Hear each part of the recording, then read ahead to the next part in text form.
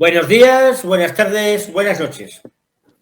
Un domingo más por aquí y esta vez abriendo el tema del curso del curso de la práctica, en el que vamos a tratar de enseñar cómo se practica y para qué se practica y para qué sirve practicar y cuál es el principio teórico, porque primero vamos a ver qué es, de qué va y para qué sirve la práctica. No que sirva la práctica, vamos a ver qué problema hay.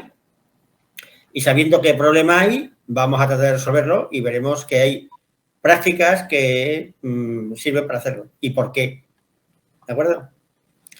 Entonces empezamos con el amigo Wittgenstein y vamos a hacer al amigo Fernando, que le encanta Wittgenstein, que lo estudió en alemán, en su idioma natal. Así que si nos lees el primer texto, nos vendría estupendamente. ¿Cuál? ¿El del...? Lo de pensar.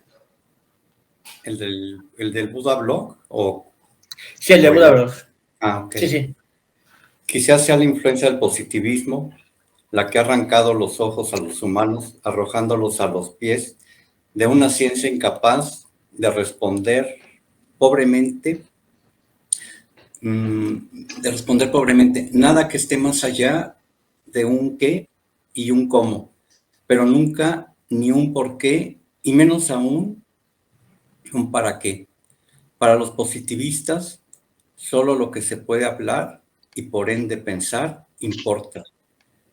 Como ahí no se encuentran las respuestas, andan ciegos, perdidos, mostrando los ojos arrancados en las manos, diciendo que lo que esos ojos ven es lo que hay.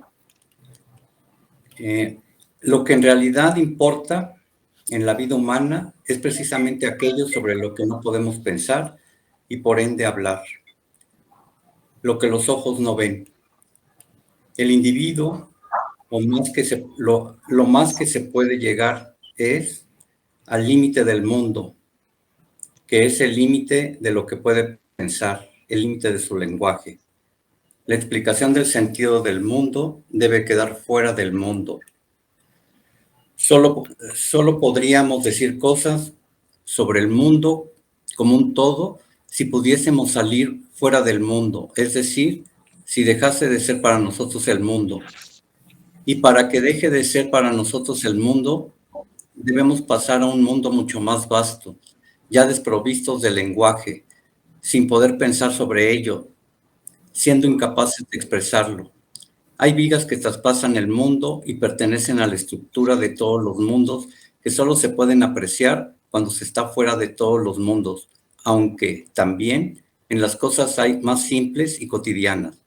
Se pueden apreciar, pero no ver. La ética es una de ellas. Traspasa todo el mundo al ser una condición de él. Quizás sea por eso que los humanos no logren comprenderla y la confundan con la moral. En cualquier caso, actuar en armonía con la ética es actuar en armonía con los mundos, y la armonía con los mundos no transfiere disonancias, está libre de sufrimiento. Por el contrario, la moralidad, del latín moralitas, modo, costumbre, es un conjunto de estándares o principios derivados de un código de conducta colectiva en una cultura particular. Son las reglas de comportamiento que un rebaño de ovejas ciegas han desarrollado por costumbre y que solo trata de distinguir las que se mantienen en él y las que no, mientras que todas vais camino del matadero. Venga, cuéntanos quién es Wittgenstein, ¿qué sabes de él? Bueno, pues Wittgenstein, yo lo estudié hace ya varios años. Es un filósofo austriaco, aunque casi toda su vida como filósofo la vivió en Inglaterra, y en él se inspiraron para crear el positivismo lógico, el Círculo de Viena, aunque él nunca quiso participar de él.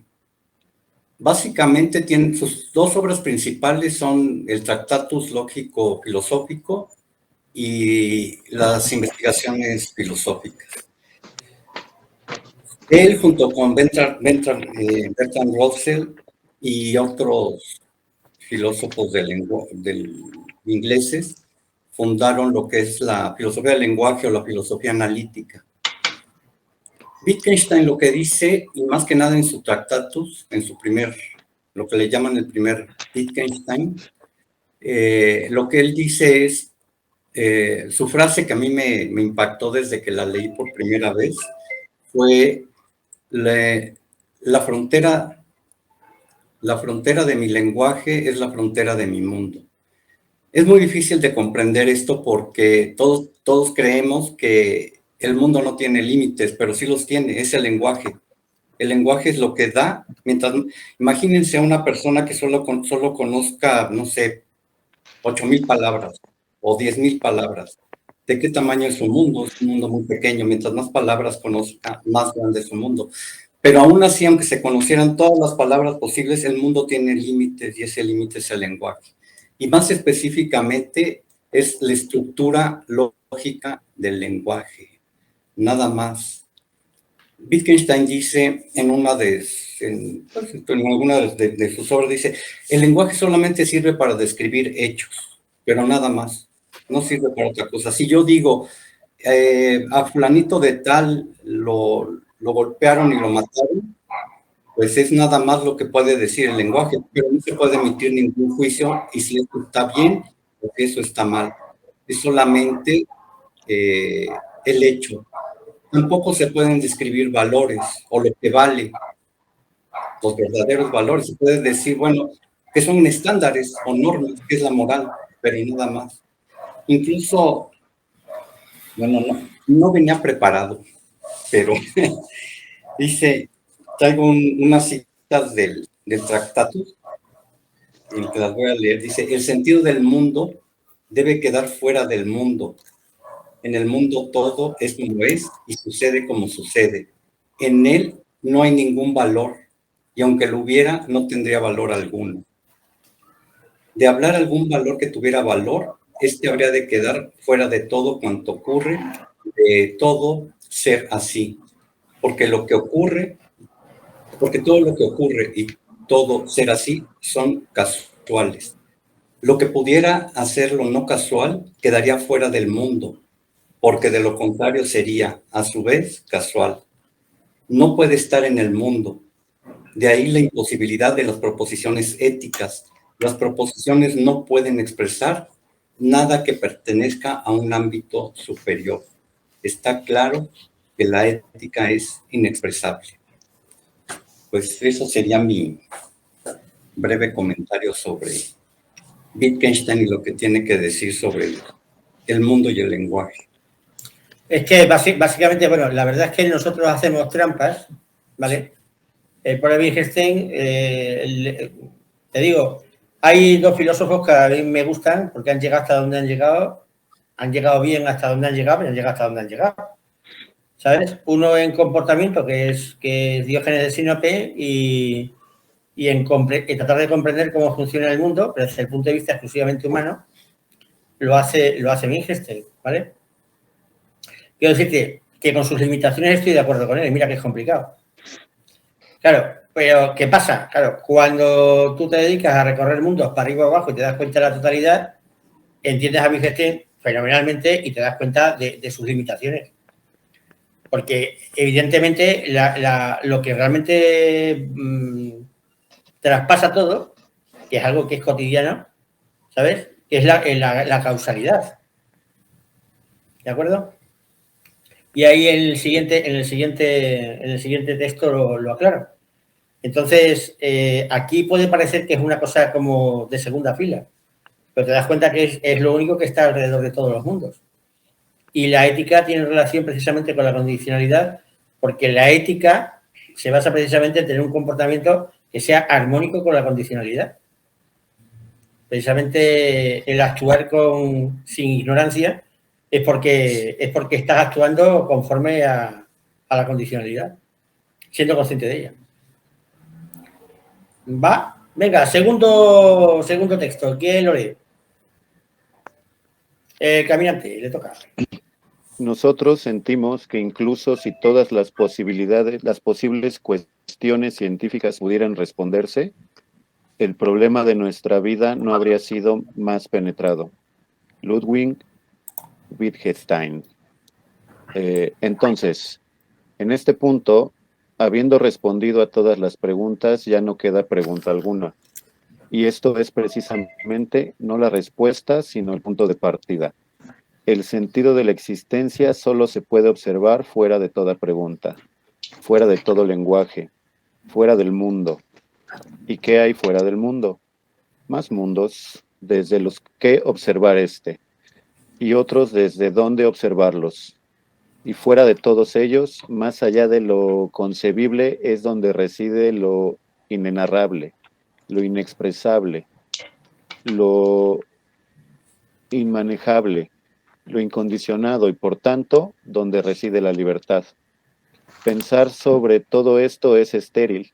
Este viaje no se hace a través del mundo porque lo que estamos haciendo es precisamente escapar de él. Este viaje no se hace a través del pensamiento porque lo que estamos haciendo precisamente es escapar de él, aprendiendo a salir del mundo, del lenguaje para verlo por nosotros mismos. Y cuando alguien pregunte, solo se podrá decir, míralo tú, y volverás con todas las respuestas, viendo a tu alrededor la verdadera naturaleza de la realidad que es estática, inflexible y rígida. Has visto el truco del mago y para ti la magia ha terminado. No más ilusiones, no más felicidad, no más sufrimiento. No es que lo haya escrito yo, pero que es muy bonito. El final es así, una genialidad. Es para poner miles de violines. Sí, música de final. Son buenísimas Sí. estas entradas, son buenísimas. Sí, sí. Tienen un jugo que, bueno, a ver si somos capaces de tirar de él. Sí, señor. Venga, la tercera. ¿Quién hace ¿Cuál? la tercera? Yo hago la tercera, pero ¿cuál es la tercera? ¿Salir del mundo? Esa es la que me gusta a mí. No, salir del mundo no. La anterior a salir del mundo. Pues en la yo que hago- me cargo la ciencia y me cargo hasta su puta madre. Ah, sí. Ah, Pues bueno. otro. Yo quiero hacer la de salir del mundo porque esa Bueno, frase venga. El mundo. es decisiva. Tocaba la del mundo, ¿no? Sí, el mundo, sí. Ahora toca el El mundo. mundo. El mundo es la que toca ahora. Pues tú, Carlos. ¿Qué de esa? ¿Ya me la habéis endosado? Sí, Yo hago la es tuya, próxima. todo tuyo. Yo hago la próxima. Venga, ya la leo. ¿Pero qué es el mundo? ¿Qué sabemos de él?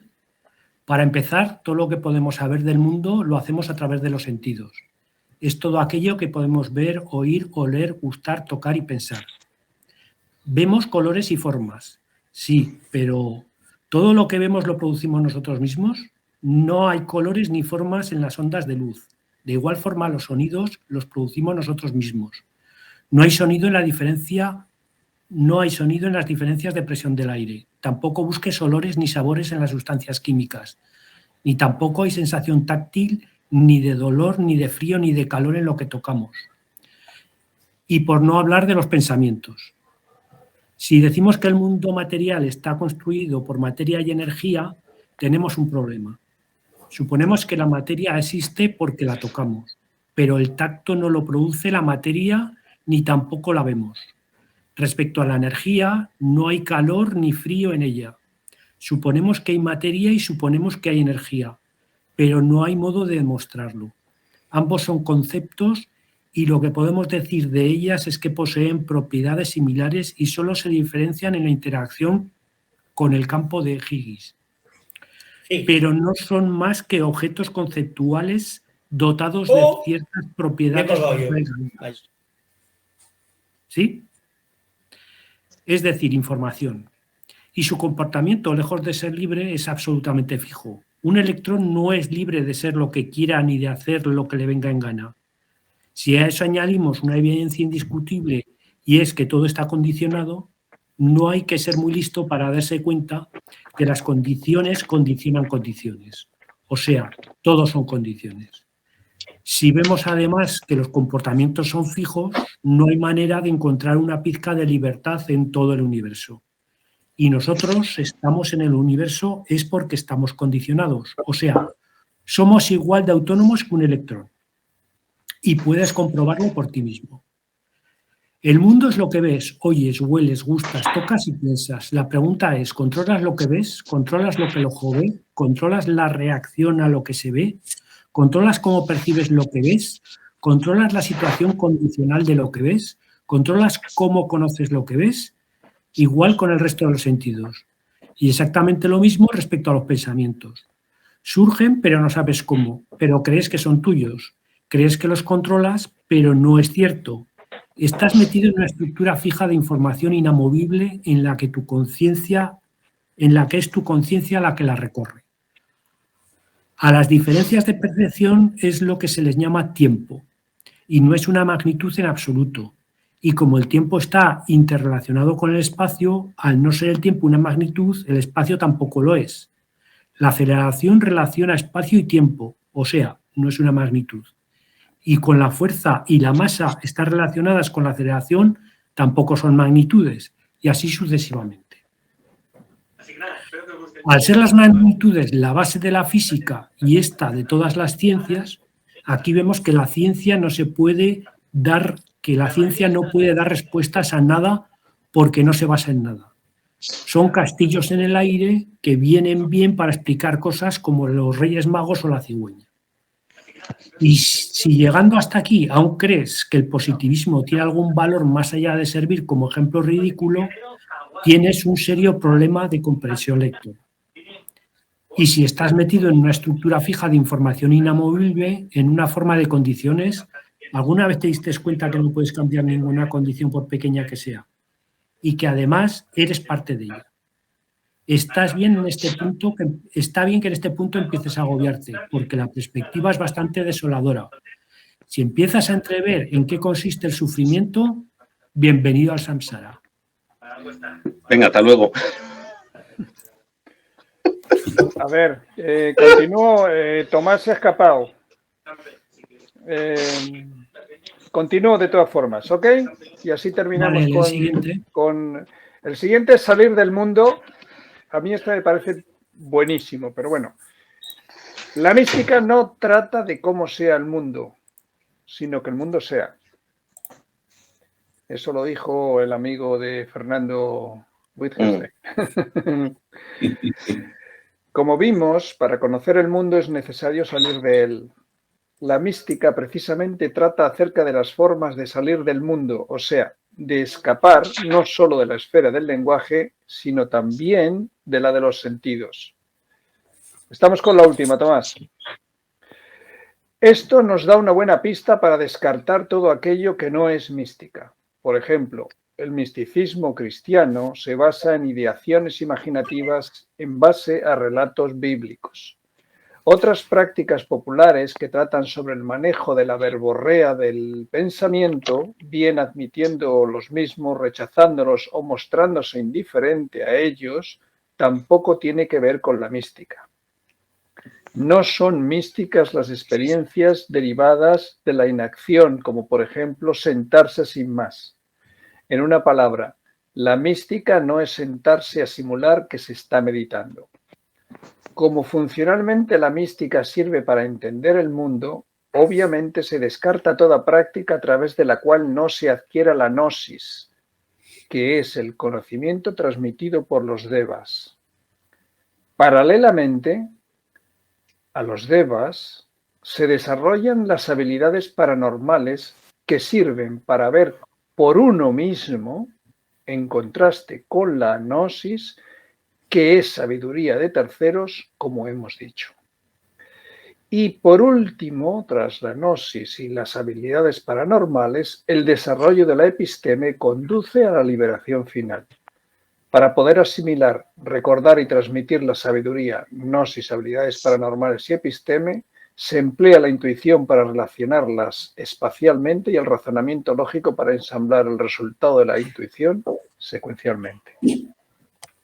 Pura física, pura física. Ya está. Bien. Bueno, Sandy, di algo. Hola. Sí, conocía yo a Wittgenstein hace tiempo. Es una buena referencia porque él trata de llegar a la verdad, ¿no? A la verdad de las cosas, y eso es algo en lo que tenemos que poner atención, porque si seguimos nuestras emociones, pues caemos en la religión o los grupos de New Age, como lo habías comentado, ¿no? Entonces, tratar de llegar a la verdad es muy complicado. Y ellos lo trataron de hacer. Bueno, yo una vez oí el Tratactus, era una cosa así, es una cosa así. Y no, bueno, pues eran muy pesados, ¿no? Pero uno a su nivel y a su capacidad. Muy interesante y muy bonito lo que escribiste en el blog, muy bonito. Muchas gracias. Bueno, ahora lo que sigue ahora, que yo pensé que ya me iba a meter con las totalidades, pero Juan me ha metido una zancadilla para seguir con el infinito. Ya sabéis en qué consiste el infinito, ¿verdad? Entre una entrada y la siguiente siempre aparece otra que hay que hacer primero. Eso es el infinito. Que no se acaba. ¿Cómo se va a acabar? Si una en la siguiente y una en medio. Pues de la siguiente otra en el medio, o sea... ¿Cómo otra vez? ¿Cómo? El infinito, se dice, esto viene del infinito administrativo. O sea, cómo un trámite puede ser infinito. Y es que entre un trámite y el siguiente siempre aparece uno en el medio. Un fractal de trámites. Claro. Nunca acabas, nunca llegas al otro, porque claro, cuando ya tienes ese, entre ese y el siguiente, tienes otro. Ajá, pero entonces, ¿qué es?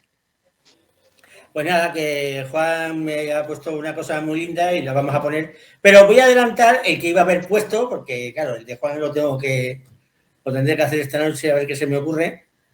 Y es el tema de dejar claro que la gente que practica Samadhi, que no es llanas, porque las Samadhi no son llanas, y las casinas no son llanas.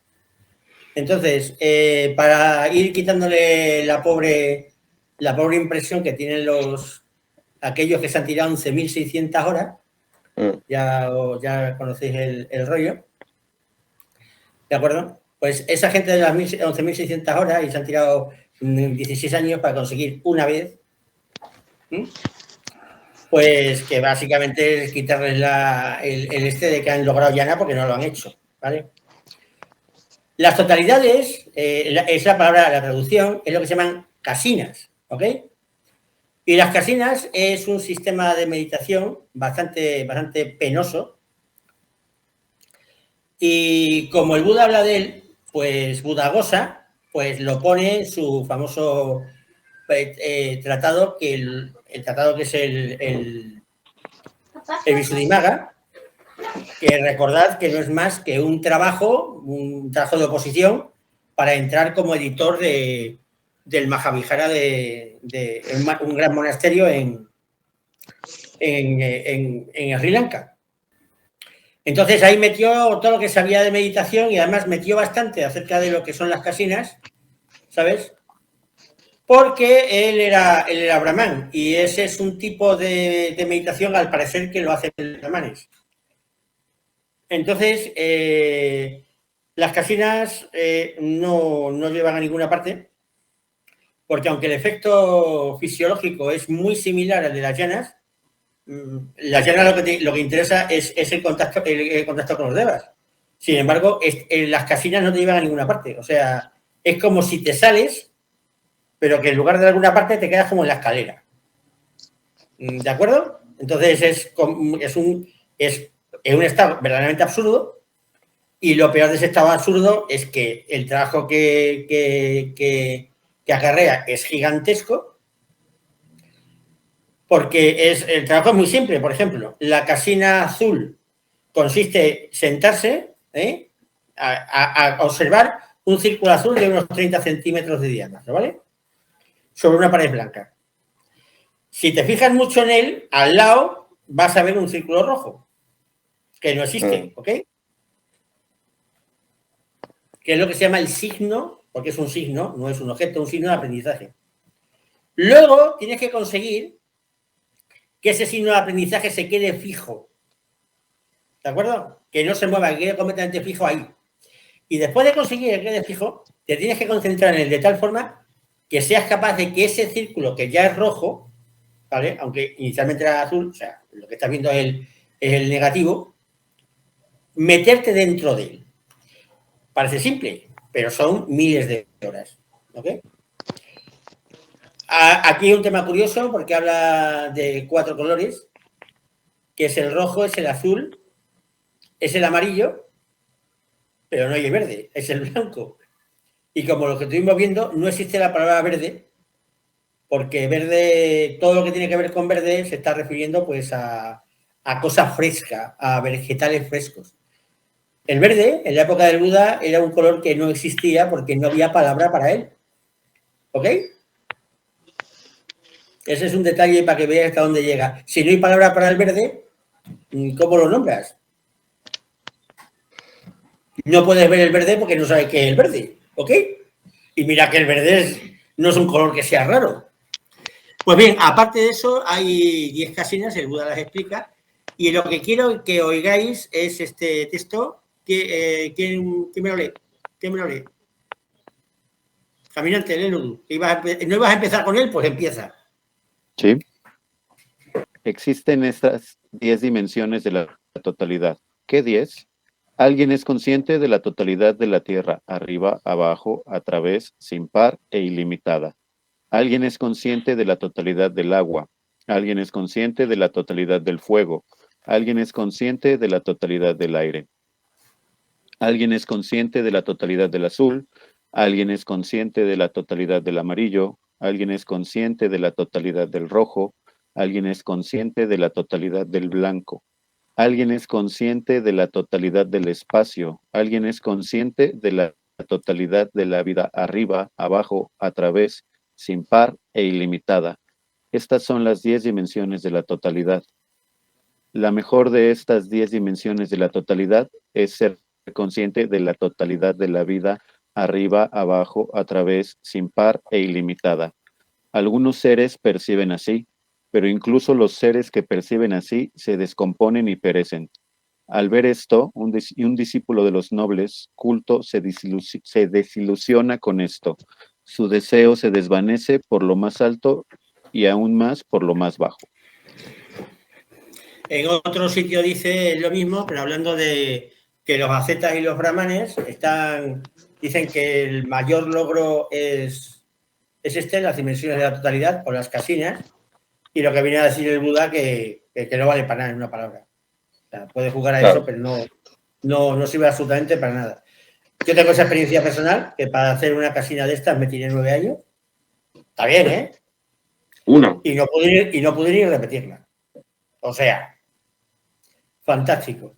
Y es a lo que se dedica alguna gente por ahí que se va para ir a un monasterio de Tailandia, le echan comida en algún sitio hasta que después de 15 o 16 años aparece, hecho no sé qué, y lo que ha conseguido es nada. Una cosa que el Buda dice que es una porquería.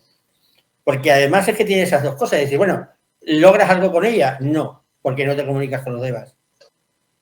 Es un culo de saco. Llegas ahí, el estado, y ya está. El estado tiene unas cosas que fisiológicamente te cambian, pero te cambian durante unos días. Pero luego se va el efecto. ¿De acuerdo?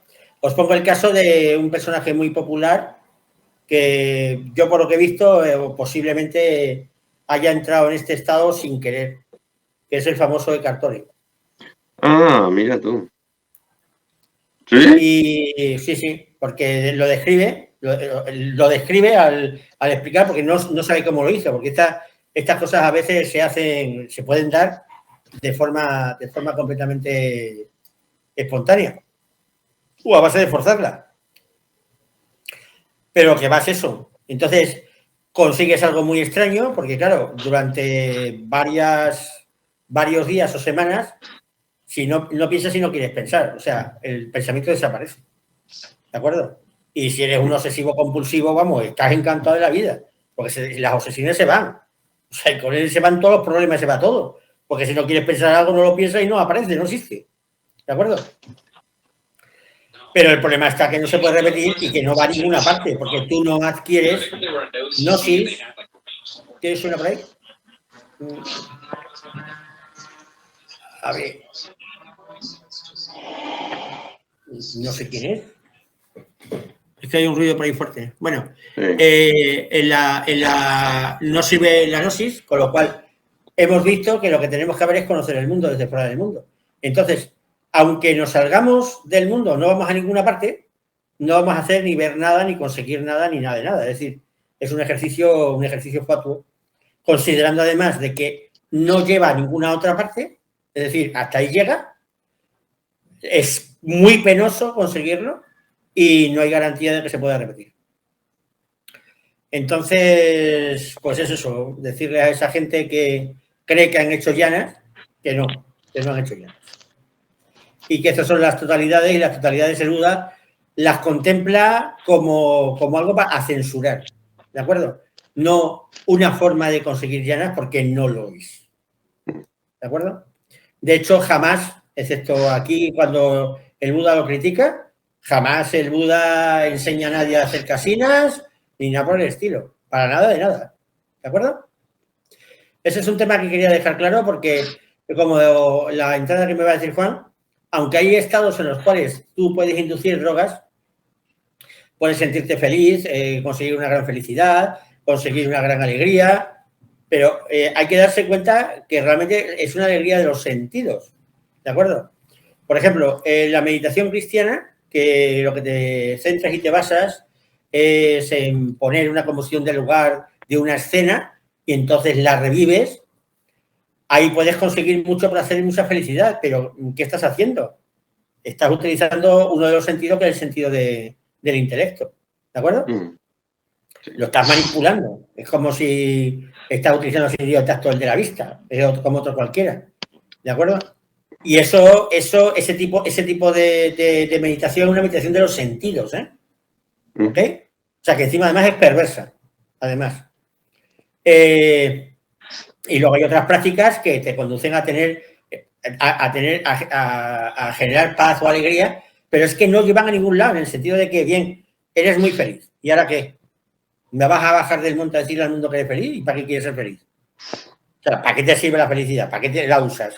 ¿Puedes salir del mundo con la felicidad? No. Pues entonces ya me contarás. Entonces ese es el tema. Por eso, antes de empezar realmente a explicar lo que es la técnica de llana, que es una técnica, ¿eh? No es tocar la flauta a ver si suena, porque lo de las casinas es tocar la flauta hasta que suene, ¿eh? Son años y años, tratas y tratas, una hora y otra, vas y desaparece, o no sale nada, y lo intentas otra vez, vuelve, y así año tras año, ¿de acuerdo? Mientras que la técnica de llana es muy simple, la haces y sale. Punto.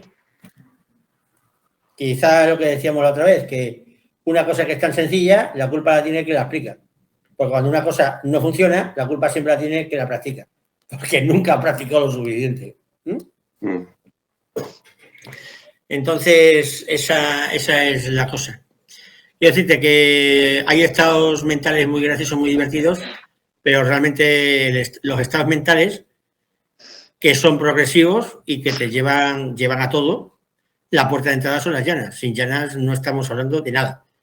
Porque si no eres ni siquiera capaz de salir de que tu conciencia escape de tu cual y conceptualización humana, pues ya me contarás qué vas a hacer. Es como si quieres escapar de una cárcel y no eres capaz ni siquiera salir de tu celda. ¿De acuerdo? Y tienes que salir de tu celda. Pero no para quedarte en un pasillo solo y abandonado. Sal de la celda a preguntar cómo va esto. Y que la gente te conteste. Los que están fuera de la celda. Y cuando estás fuera de la celda ya te das cuenta de cómo es tu celda. Aunque te das cuenta que estás en otra celda. Entonces tienes que salir de esa otra celda para darte cuenta de dónde estás. Hasta que llegas a la última celda y para darse cuenta de la celda, te sales de toda la cárcel y es cuando ves toda la realidad como es. ¿Okay? Porque tú no puedes ver una casa estando dentro de la casa. ¿Ok?